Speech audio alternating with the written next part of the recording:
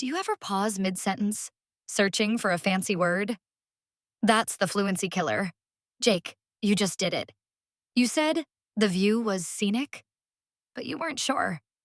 You thought you needed a better word. That's the false belief.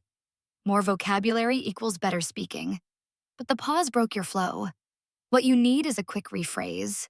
Like, what I mean is? Exactly. What I mean is, the view was really beautiful. You just saved the conversation without learning a new word. That. The issue with pausing to search for a complex word instead of rephrasing with simple words.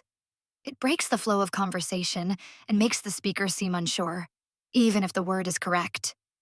So I say, what I mean is the view was really beautiful. That works. But what if the other person still looks confused? I need a polite way to clarify without sounding rude. Anna, you taught me. Let me put it another way. That's softer. Let me try. Let me put it another way. You enjoyed the fresh air and quiet. See, it shows respect, not correction. It keeps the conversation warm. The skill for this moment is recognize the default habit of reaching for complex words.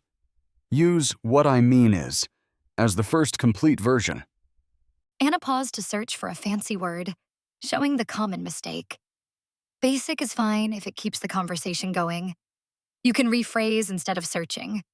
Now compare 3 useful levels for the same answer. What I mean is, let me put it another way. The point is, the lesson is not to memorize 3 random lines. It is to choose how much specificity, humility, and professional impact this exact conversation needs. Is the simplest version. Balances ambition with humility. Is strongest when the context is high stakes and results focused. When you want the sentence to sound natural and low pressure. When you need a little more warmth or politeness. Okay, let me try. I went hiking this weekend. The view was, I'll use, what I mean is, it was really peaceful.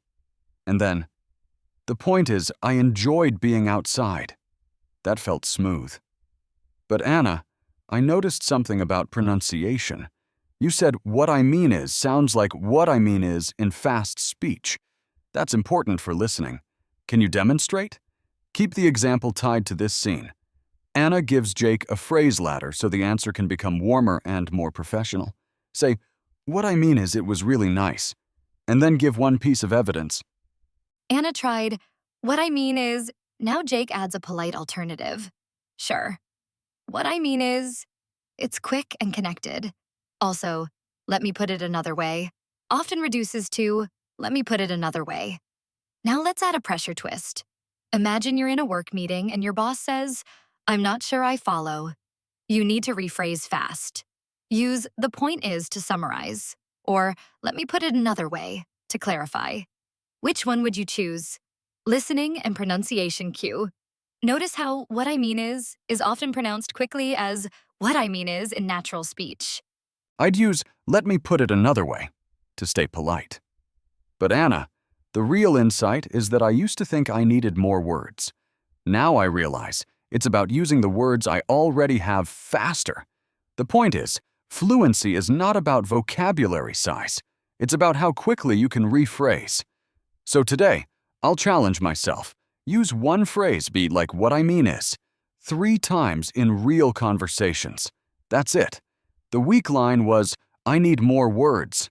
The complete line is, the point is, I can use simple words.